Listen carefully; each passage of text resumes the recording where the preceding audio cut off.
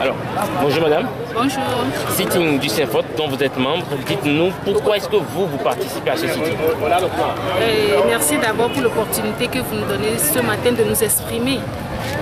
Au fait, je ne le nie pas, je suis membre très active du Saint-Fort et ce matin j'ai décidé de me joindre à mes collègues pour pouvoir exprimer ce mécontentement que nous avons trop encaissé au fond de nous au fait. D'accord, quelles sont les raisons principales? C'est-à-dire que nous travaillons dans des conditions assez déplorables, il faut le dire. Il y a certaines choses qu'il ne faut pas voiler. C'est-à-dire, il y a un adage dans nos vernaculaires qui dit à force de garder de l'eau dans la bouche, ça devient de la salive. On a assez gardé beaucoup de choses. Et nos parents, nos frères, la population togolaise, nos concitoyens viennent en payer les prix dans les hôpitaux. C'est déplorable pour nous tous. Nous travaillons assez dans des conditions misérables, médiocres. Je ne sais même pas quel mot utiliser pour décrire, pour décrire cet état des choses. Voilà. Vous pouvez imaginer qu'il y a des services qui manquent de personnel. Il y a des services, on n'a qu'un seul infirmier, on lui demande de faire un travail de 24 heures. Ce personnel ne peut pas être efficace, nous sommes des humains avant tout. Tu travailles jusqu'à un certain moment, tu es fatigué, tu deviens inefficace. Et là, dans ce cas, c'est les malades qui en payent le prix. Quand vous entendez sur les médias, les parents se plaignent, les malades se plaignent, l'origine c'est de quelque part. Quelqu'un ne peut pas quitter chez lui délibérément pour venir tuer un humain. Mais on vient, c'est les conditions qui font que tu es débordé.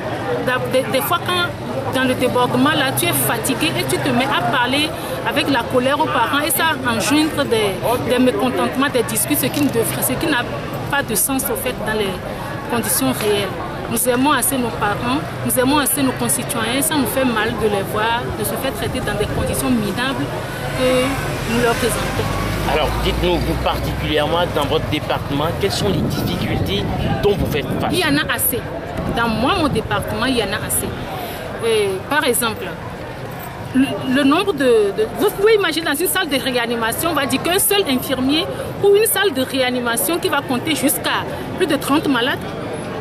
Un seul infirmier pour une salle de réanimation au moment où tu es en train de faire massage cardiaque ici. Un enfant en train de faire un arrêt cardiaque, tu es en train de masser.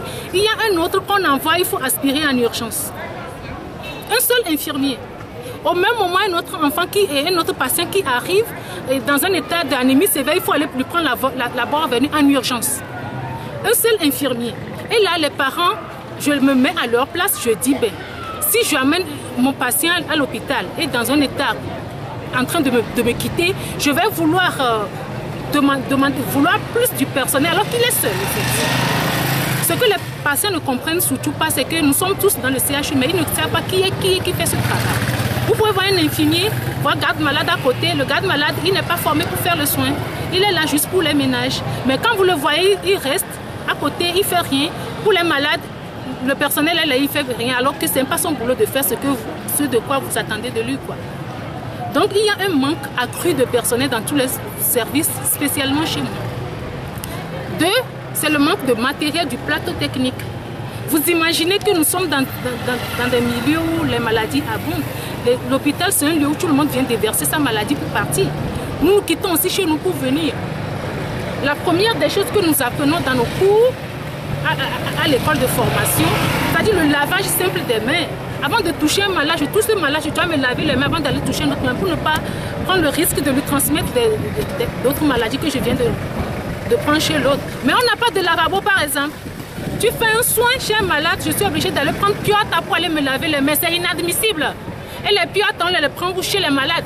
Je fais un soin, je finis, je dis s'il te plaît, donne-moi un Pioata, je vais me laver les mains. C'est honteux. Quand nos collègues, ceux qui viennent d'ailleurs des autres pays, viennent faire des stages avec nous, c'est honteux, on a honte. Voilà, on ne peut pas continuer. Le personnel qui n'a pas de matériel pour se mettre à l'aise, on demande à quelqu'un de venir faire un service de 24 heures, c'est inhumain. Vous trouvez ça normal? Alors qu'il n'a pas de sanitaire pour se mettre à l'aise quand il aura des besoins. Donc bref, c'est un peu ça. Merci.